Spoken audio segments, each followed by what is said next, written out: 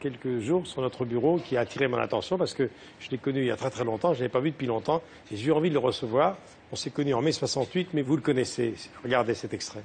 Pour une amourette qui m'avait souri, je me suis fait honnête, j'ai changé ma vie. Pour une amourette qui savait m'aimer, pour une amourette qui croyait m'aimer, pour une amourette, l'amour éternel dure le temps d'une fête, le temps d'un soleil. Et mon amourette qui était trop jolie, vers d'autres conquêtes bientôt repartie. Voilà, c'est Lenny Escudero. Né en Espagne en 1932, fils de républicain espagnol, réfugié en France. Il était carreleur et j'ai eu envie de le recevoir. Je suis sûr que ça vous fait plaisir. Voici Lenny Escudero.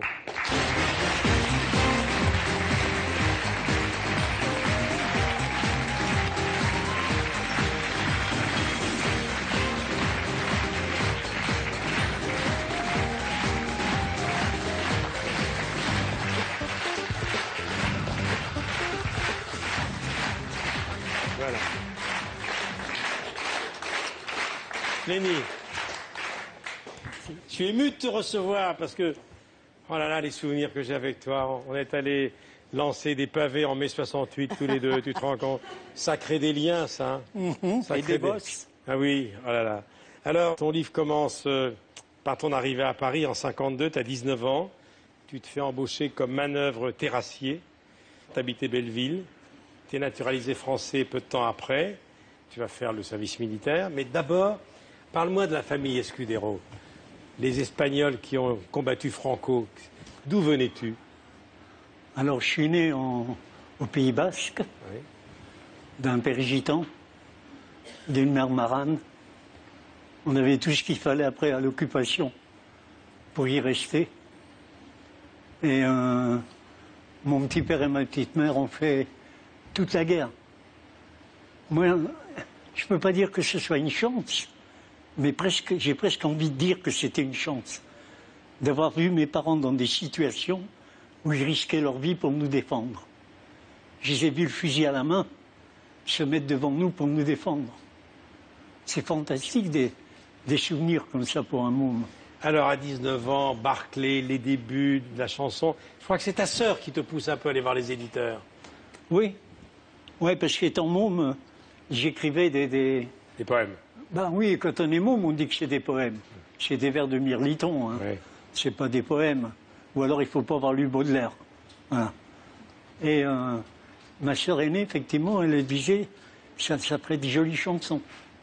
C'était Balade à Sylvie, L'Arbre de Vie, Amalie pense, pour une La rue de amourette. Belleville, mais tu disais, oh ben j'ai pas la voix pour chanter, tu te voyais pas du tout sur ça. Ah non, pas du tout, pas du tout. Je me voyais pas, moi j'étais un mec du bâtiment. Alors, Et on tu les rends- connaissait toutes, les Bien sûr. chansons, Bien les sûr. chansons de Lenny, bien Bah, sûr. Lenny, bien toutes. sûr. Ça a été magnifique. Alors, tu aurais pu être acteur parce que, avec Boissé, tu as tourné avec Miu Miu, Oui. la femme flic. Oui. Et tu as aimé cette expérience d'acteur? Je crevais de trouille. Ah ouais?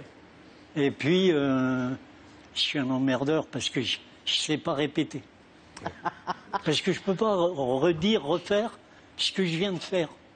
Alors, il y a quelqu'un qui joue un rôle très important dans ta vie, c'est Jacques Kennedy, le célèbre cabaret Les Trois Baudets. Oui. Et ton accompagnateur, j'avais oublié ça, c'était Jean-Yann, Oui. Oui. à l'harmonium. Qui me maudissait, mais... Il tous les- t'accompagnait, Jean-Yann, tous les au piano. soirs. Ouais. Et puis, c'est Raymond DeVos qui, finalement, va te faire débuter devant un grand public. Hein. Raymond, c'était...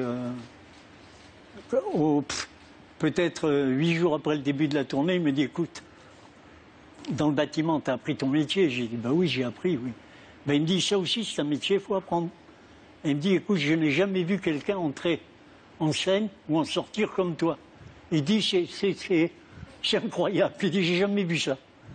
Alors il dit, tu veux bien, je t'apprends. J'ai dit, bon, d'accord. Et pendant 8 jours, il m'a fait répéter, tu vois, mes entrées sur scène, mes trucs. Et au bout de 8 jours, il m'a dit, écoute, refais comme avant, maintenant c'est pire. Il dit, apparemment, tu n'es pas fait pour apprendre. Alors, pendant toutes ces années, tu as été un petit peu en marge, hein.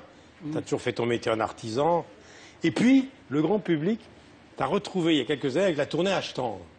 Des zéniths entiers. Oui. Et c'est là où tu as retrouvé vraiment ton public en masse. grâce à cette tournée qui dure toujours, d'ailleurs, depuis 7 ou 8 ans. Oui, oui. C'était un vrai bonheur. C'est une ça. merveille, Oui. une merveille. Parce que tous les jours, on avait 12 000 personnes C'est. à qui on pouvait offrir un petit bout de bonheur. Ouais. Ils retrouvaient leurs 20 ans et c'était un morceau de bonheur. Et c'est rare, le bonheur. Même un petit bout, c'est rare. Je peux demander ton âge? Quel âge tu as maintenant? 80. Oh la vache. Waouh. Respect. Tu n'as pas grossi, hein? Tu n'as pas grossi. Non, je peux pas dire, non. Lénie, tu restes avec moi, on va dérouler le reste de l'actualité. La Provence, on a ça en commun avec Josiane. De temps en temps, dans le ciel de Provence, on va passer des oiseaux étranges. Ce sont les Alpha Jets bleu, blanc, rouge. plus des Fuga Magista. Non, c'est les Alpha Jets de la patrouille de France. On fête les 60 ans de cette unité d'élite de l'armée de l'air, ambassadeur un peu de la France dans le monde entier. 60 ans, là, le week-end du 25-26 sur la base de Salon de Provence. Hein, c'est leur pied-à-terre, si j'ose dire. On a voulu les recevoir, c'est un événement très important. Voici le général d'armée Denis Mercier.